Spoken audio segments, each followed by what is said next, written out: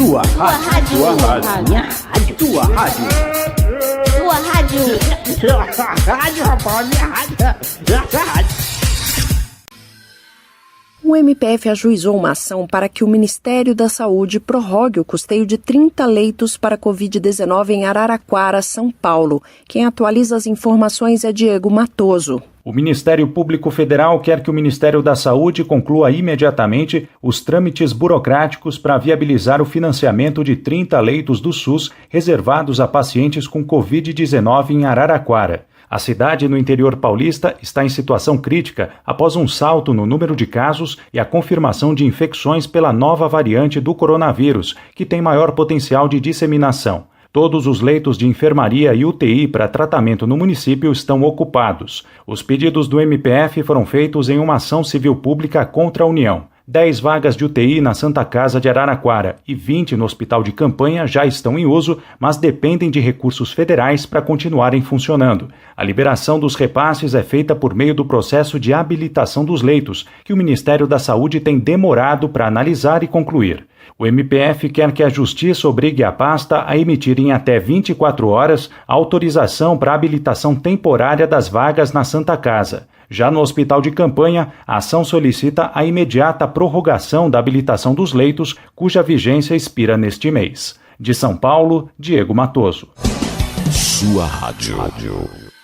E atendendo ao MPF, a Justiça decidiu manter fora do ar uma rádio de Santos ligada ao ex-deputado Antônio Bulhões. Parlamentares são proibidos de terem empresas de radiodifusão pela Constituição Federal. Ana Luísa Reis traz mais detalhes da decisão. O Tribunal Regional Federal da Terceira Região decidiu manter fora do ar a Rádio Metropolitana Santista, que possuía em seu quadro societário o então deputado federal Antônio Bulhões, do PRB de São Paulo. A decisão atende a pedido do Ministério Público Federal, que em 2015 moveu ação contra parlamentares que eram sócios de empresas de rádio, o que é proibido pela Constituição. Antônio Bulhões ocupou 3 mandatos consecutivos na Câmara Federal de 2007 a 2019. Ele foi sócio da Rádio Metropolitana Santista ao longo da maior parte de seu primeiro mandato. Além disso, continuou indiretamente ligado à emissora até 2017, utilizando para isso outras empresas com que tinha sociedade. A decisão do tribunal ressalta que o deputado só deixou de descumprir a Constituição nos últimos 2 anos antes de deixar o cargo. Ao rejeitar as apelações dos réus, os desembargadores confirmaram a sentença da primeira instância e mantiveram o cancelamento da concessão da emissora. De São Paulo, Ana Luísa Reis. Sua rádio.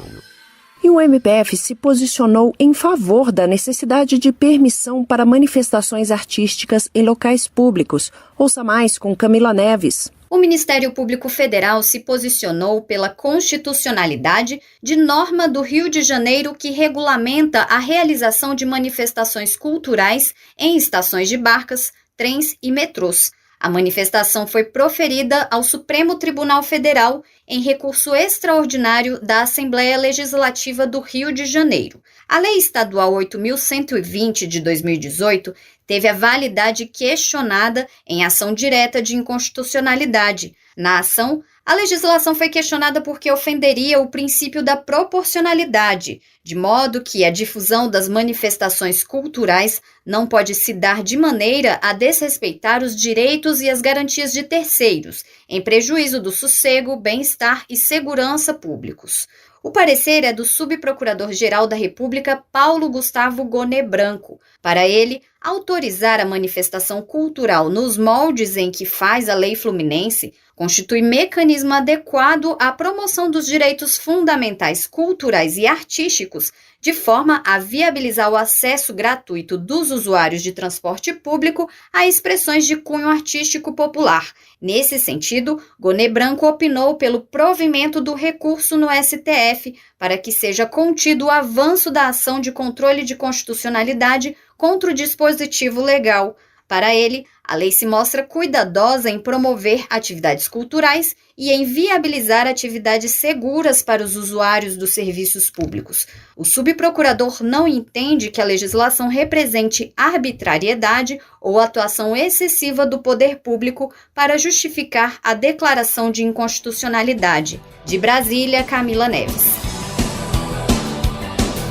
E o Direito de Todos de hoje fica por aqui. O programa tem trabalhos técnicos de Leandro Gregorini e de José Farias. Esta e outras edições você encontra acessando mpf.mp.br.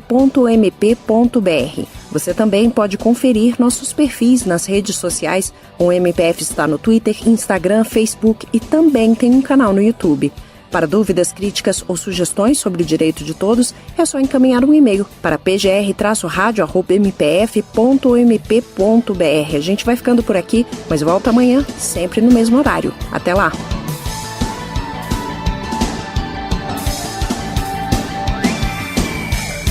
Direito de Todos. Uma produção da Secretaria de Comunicação do Ministério Público Federal. Sua rádio. A entrega da nova remessa de vacinas começou esta semana e deve terminar no início de março, segundo o Ministério da Saúde. São 2 milhões de doses da AstraZeneca Fiocruz, importadas da Índia, e 1.200.000 doses da Sinovac Butantan. Todos os estados e o Distrito Federal vão receber o imunizante. De acordo com o Ministério, com a chegada de mais vacinas, será possível ampliar a imunização para outros grupos, como pessoas de 80 a 89 anos, além de 3.837 indígenas e 8% dos trabalhadores da saúde. No caso da Coronavac, a entrega corresponde a 2 doses. Por isso, os estados devem fazer a reserva para a segunda aplicação. Já no caso da vacina de Oxford, que tem um intervalo maior entre as doses, todas já podem ser utilizadas de imediato, como explicou o ministro da Saúde, Eduardo Pazuello. Essa remessa, ela vem da AstraZeneca Oxford. A gente vai fazer a vacinação integral, ou seja, não precisamos, neste caso, guardar uma segunda dose. Então, vamos atender no número de doses que chegaram, o número de pessoas. A segunda dose dessa vacina são para 3 meses, então nós temos condições de receber novas doses para cumprir a segunda etapa da vacinação. A remessa é proporcional à população de cada estado, com atenção especial para a região norte, que sofre picos da doença. Amazonas, Pará e Acre vão receber doses extras, que equivalem a 5% do total, para atender a outros grupos prioritários a partir dos 60 anos. De acordo com essa proporção, a distribuição por regiões ficou assim. O Sudeste recebe cerca de 1.400.000 doses. Depois vem o Nordeste, com pouco mais de 760.000. O Sul fica com quase 500.000 doses. O Norte recebe ao todo pouco mais de 256.000 doses. E o Centro-Oeste, 187.000. Com esse novo lote, o número de doses distribuídas pelo Ministério da Saúde passa de 15 milhões. A imunização começou dia 18 de janeiro em todas as unidades da Federação. O ministro Eduardo Pazuello comentou o ritmo de vacinação do Brasil em relação a outros países. Nós hoje já estamos muito acelerados na nossa vacinação em relação ao restante do mundo. E isso é muito importante. Isso demonstra que nós temos tradição em vacinar.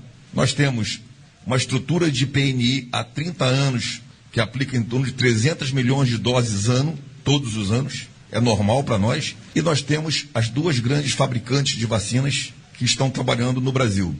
Até julho, o governo federal prevê o envio de mais de 200 milhões de doses, vacinando assim 50% da população brasileira. Reportagem Ana Gabriela Salles. O Ministério da Saúde abriu novo pregão eletrônico para adquirir 460 milhões de seringas e agulhas. O investimento estimado será de 75 milhões de reais para dar continuidade à vacinação contra a Covid-19 no país. A medida é mais uma ação do governo federal em apoio a estados e municípios para que possam continuar o plano de vacinação no enfrentamento da pandemia causada pelo coronavírus. A escolha será da proposta mais vantajosa para a aquisição do material para ajudar no combate à pandemia do coronavírus. O cronograma de entrega dos produtos será elaborado de acordo com a capacidade de produção industrial e os estoques já disponíveis nos estados para o Programa Nacional de Imunizações. A responsabilidade pela compra de seringas e agulhas, bem como o controle dos estoques, é dos gestores estaduais e municipais de saúde. Contudo, o Ministério da Saúde tem saído na frente, centralizando a aquisição de insumos, equipamentos de proteção individual e ventiladores pulmonares como apoio estratégico a estados e municípios no enfrentamento à pandemia. O Ministério da Saúde já distribuiu mais de 18 milhões de insumos, entre eles cerca de 9 milhões de seringas e mais de 8 milhões de agulhas em todas as regiões do Brasil. Da Rede Nacional de Rádio em Brasília, Gilson Santa Fé. Nós estamos negociando com os laboratórios, basicamente os americanos, a Pfizer e a Janssen, que é a Johnson & Johnson, já há 6 meses. E essas negociações implicam em discussões das cláusulas exigidas. E nós temos sido muito duros. E eles têm sido mais duros do que a gente. Ou seja, eles não afrouxam uma vírgula. Nós levamos o problema ao governo, o governo está tratando isso junto ao Congresso e está se discutindo a possibilidade de termos flexibilização de lei para isso. É um alto nível de discussão, é no nível governo e Congresso Nacional. Então, cabendo a mim cumprir o que vier. Se vier uma autorização clara, flexibilizando todas as atividades, sim, nós vamos comprar a Pfizer e a Janssen. Já está com cronogramas de entregue para nós. Agora, depende de um trabalho de alto nível que está sendo discutido. Quero colocar também aqui uma ideia. Nós hoje já estamos muito acelerados na nossa vacinação em relação ao restante do mundo. E isso é muito importante. Isso demonstra o quê? Demonstra que nós temos tradição em vacinar, o nosso povo aceita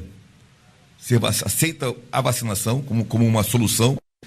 Nós temos uma estrutura de PNI há 30 anos que aplica em torno de 300 milhões de doses ano, todos os anos, é normal para nós. E nós temos as 2 grandes fabricantes de vacinas que estão trabalhando no Brasil. A Fiocruz com a AstraZeneca e o Butantan com a Sinovac. São essas vacinas fabricadas no Brasil ou dentro de um grande contrato que tem dado o respaldo à nossa vacinação. Uma nova remessa do IFA, ingrediente farmacêutico ativo suficiente para a produção de mais de 12 milhões de doses da vacina contra a Covid-19, chega neste sábado ao Rio de Janeiro. A previsão é que o insumo desembarque por volta das 6 da tarde no Aeroporto Internacional do Galeão. Da base aérea, a matéria-prima segue para a Fundação Oswaldo Cruz, em Manguinhos, na zona norte carioca. De acordo com a Fiocruz, o ingrediente será suficiente para completar a produção de 15 milhões de doses da vacina de Oxford AstraZeneca, previstas para o mês de março. O primeiro lote do IFA chegou à Fiocruz no último dia 6, em quantidade suficiente para a fabricação de 2.800.000 doses que já estão sendo processadas. A Fundação Oswaldo Cruz explicou que após o deferimento do registro pela Agência Nacional de Vigilância Sanitária, as vacinas serão entregues ao Programa Nacional de Imunizações. Antes, no entanto, as doses passam por um processo que inclui a retirada de amostras de todos os lotes e encaminhamento para análise de controle de qualidade para garantir a segurança e eficácia. Após o resultado, as vacinas são liberadas para entrega a todos os estados brasileiros.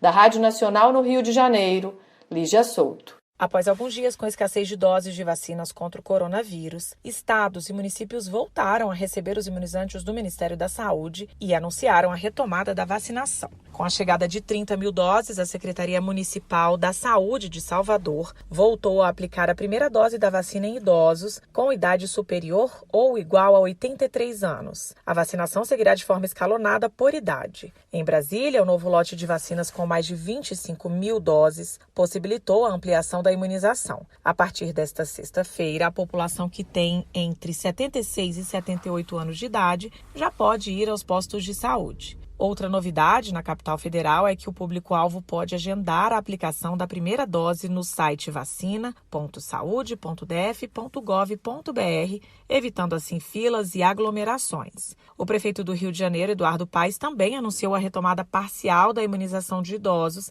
que havia sido suspensa na semana passada. 20 mil doses da vacina AstraZeneca Oxford para Fortaleza também garantiram a continuidade da imunização dos idosos acima de 75 anos, que é o grupo prioritário da primeira fase da campanha.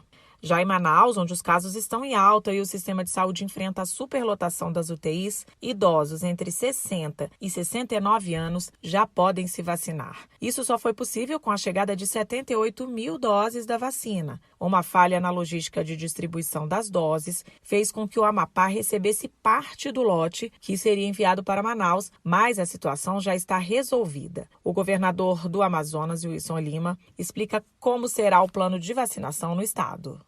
Nós temos pressa em vacinar a nossa população. Ainda na madrugada de hoje, nossos colaboradores da Fundação de Vigilância em Saúde irão fazer a divisão para os municípios, já entregando logo cedo para Manaus, também para os municípios do interior, para que a gente possa colocar em ação aquele nosso programa de aceleração de vacinação, uma vez que tanto as Forças Armadas quanto voluntários e vacinadores estão preparados para iniciar esse trabalho. De acordo com dados do Ministério da Saúde, mais de 5 milhões de pessoas já receberam a primeira dose da vacina e cerca de 1.200.000 já foram imunizadas com a segunda dose. Da Rádio Nacional em Brasília, Beatriz Albuquerque.